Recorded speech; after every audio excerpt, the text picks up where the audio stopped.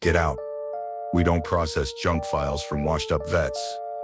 That's what the clerk screamed as the old man slid his VA folder forward, hands trembling, face calm.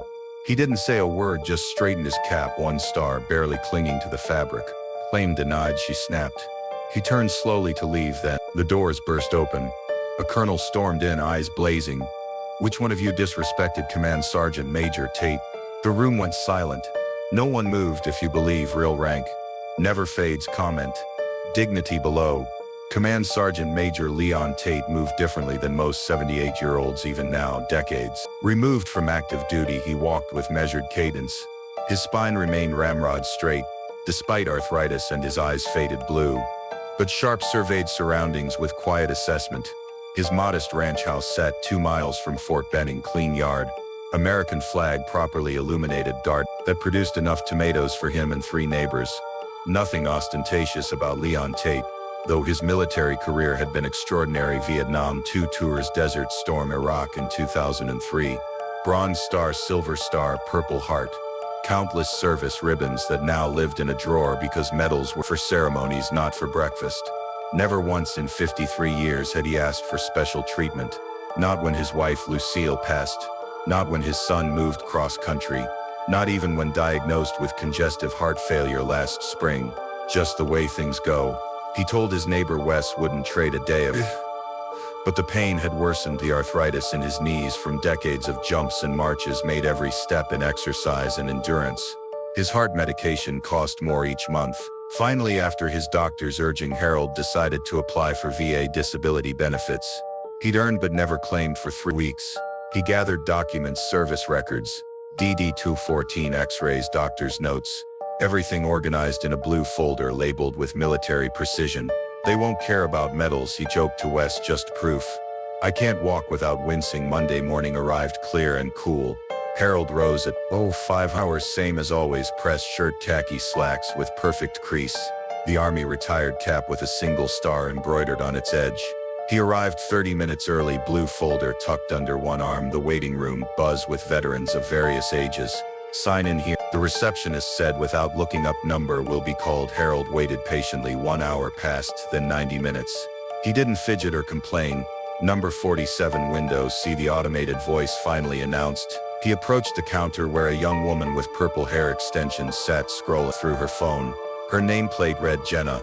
"Our claim number?" she asked, still not looking up. "Command Sergeant Major Harold L. Tate, ma'am," he replied with the same clear tone he'd used to address generals.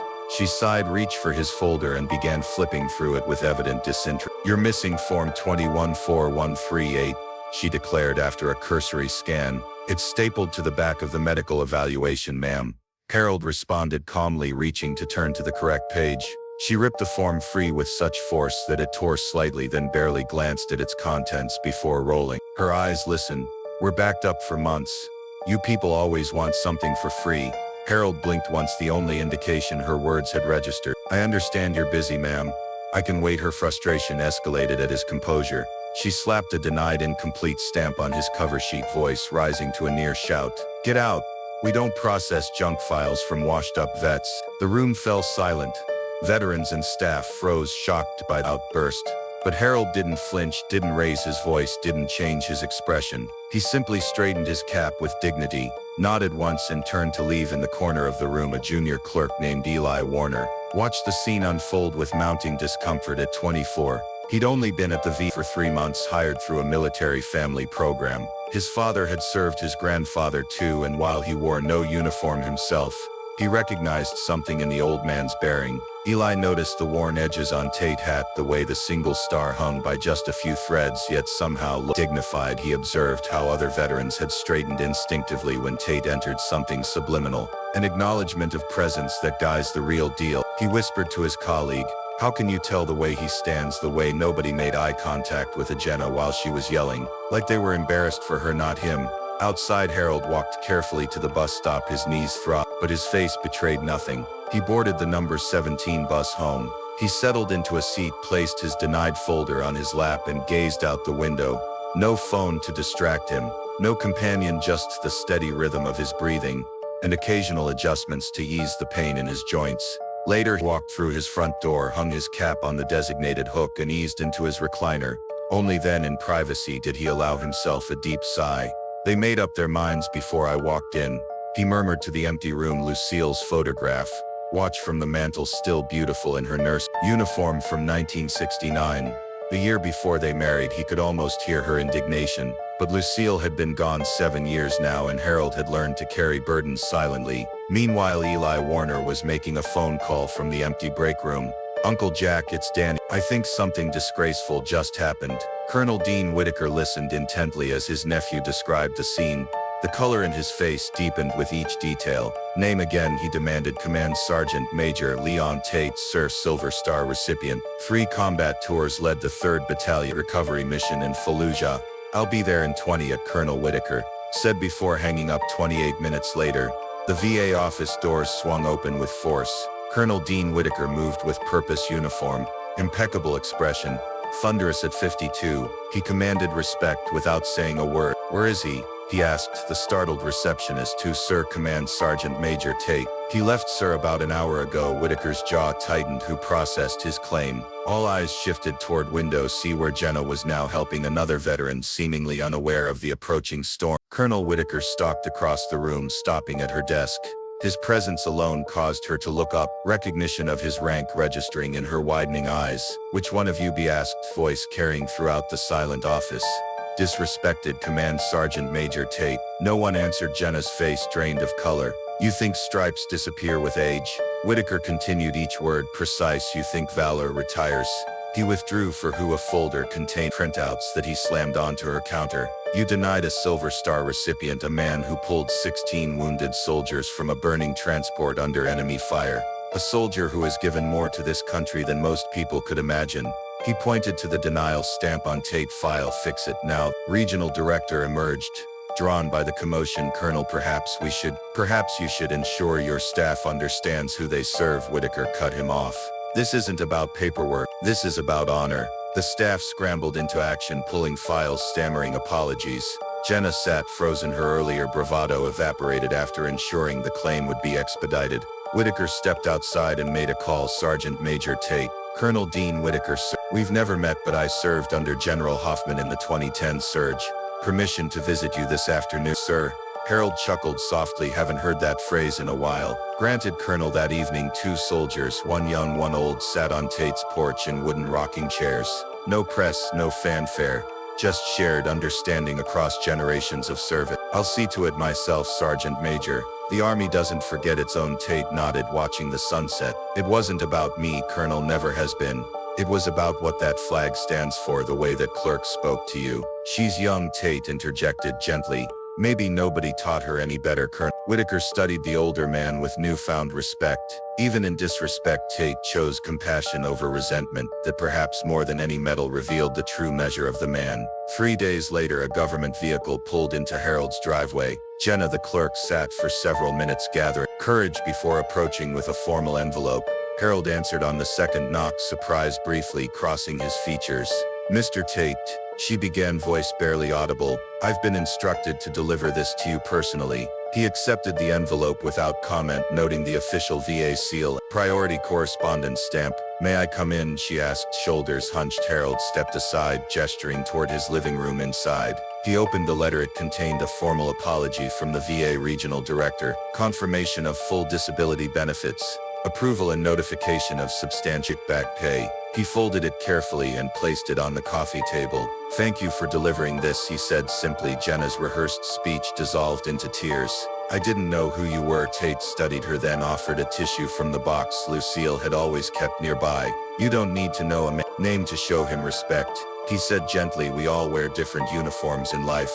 I was having a terrible day and I took it out on you, and then Colonel Whitaker came in. And now you're here, Tate interrupted kindly, making it right. That's what matters. She left carrying something. She hadn't arrived with a lesson in dignity. No handbook could teach. Word spread through veteran communities. DFW Post shared the story. Military blogs published accounts with headlines like VA clerk learns what rank really means. Command Sergeant Major still lead by example at 78. The following week, Eli, the junior clerk who made the pivotal call, received a commendation for upholding the highest standards of veteran advocacy. He was selected to join a new VA initiative focused on ensuring dignified treatment for all veterans. After his shift, Eli drove to Taos with a small potted plant. "My mother sent these," he explained. "She said you reminded her of her father. He was Korean War, never talked about it much." Tate smiled. "We rarely do at church that Sunday." Harold noticed a shift. People who had nodded politely for years now approached to shake his hand. Some younger veterans even offered informal salutes. He hadn't sought recognition, had never worn his achievements visibly yet. Somehow the essence of who souls had become visible. Pastor Corbin asked him to say the benediction and honor. Harold accepted with characteristic humility. His voice strong despite his years, carried through the sanctuary with the same authority that had once commanded troops. After the service, people lingered, drawn to something they couldn't quite name but deeply respected. Harold accepted their attention graciously, but without elaboration. His service had never been about acknowledgement. Colonel Whitaker returned the following Tuesday, this time with official papers. "The VA has a maximum, implemented a new training protocol," he explained. "They're calling it the Tate Standard. Every employee will undergo education about military culture, rank, and appropriate interactions with veterans." Harold raised an eyebrow, the closest he came to expressing surprise. "All I ever wanted," he said slowly, "was for the next man not to be ignored." Whitaker nodded. "That's exactly why your name belongs on it." Your response to disrespect was more instructive than any manual. As the colonel prepared to leave, he paused. "Sergeant Major, why didn't you fight back that day?" "You had every right to." Tate smiled slightly. "Colonel, some battles aren't won by fighting. Some are won by standing." 6 months passed. The disability benefits arrived regularly, easing Harold's financial concerns without changing his approach to life. He still rose at 500 hours, still ate oatmeal for breakfast, still tended his garden, and mowed his lawn. His lawn slowly but with precision. The money allowed him to upgrade his heart medication and begin physical therapy for his knees. Small improvements, but meaningful one. He declined his neighbor Wes's suggestion to get a fancy new car. "For God's sake, you've earned it." Instead, he began volunteering at the local high school every Thursday, not in the JROTC program as initially suggested, but in the Student Success Center. "Kids today don't need more instructors," he'd explained. "They need someone who listen and listen." He did to struggling students, to overwhelmed teachers, to parents at their wits' end. He rarely offered advice unless directly asked, but when he did speak, people fell silent and paid attention. The lessons he shared weren't about war, about honor, discipline, and knowing when silence carried more power than words. One teacher noted that behavioral issues decreased markedly on Thursdays. "Something about Mr. Tate makes the kids want to straighten up." At the VA regional office, a transformation was underway. The Tate Standard training had become mandatory for all employees. New hires attended an orientation called the Tate Brief, which began with a simple photograph. An elderly man, a blue folder, a straight back, and a quiet dignity that required no explanation. Jenna, once dismissive, now helped conduct these sessions. Her story had become a powerful teaching tool. "I thought I was just processing paperwork," she would tell each group, "until the day I failed a soldier and had to learn what service really means." The office culture shifted gradually, but unmistakably. Wait times decreased, approval rates for legitimate claims increased. Veterans reported feeling heard rather than processed. On Veterans Day, Harold attended the local ceremony wearing his full dress uniform for the first time in decades. Despite his discomfort with attention, he understood the importance of visibility, not for himself, but for what he represented. As he stood for the national anthem, he noticed something unexpected. Veterans from different eras had positioned themselves in a loose formation around him. Not coordinated, not planned, just an instinct, alignment with someone they recognized as their own. That evening he found an envelope in his mailbox. Inside was a handwritten note from a young Marine he'd never met. "Command Sergeant Major Tate."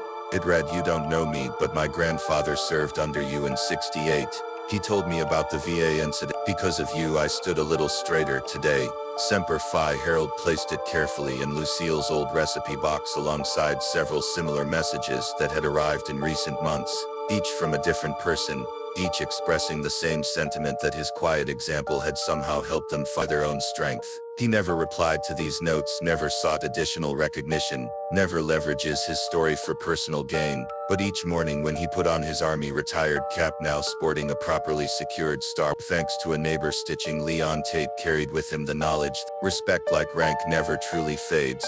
It simply waits to be recognized by those with eyes to see it. eyes to see it. Subscribe to Steel Heart Stories if you believe respect must be earned but never denied.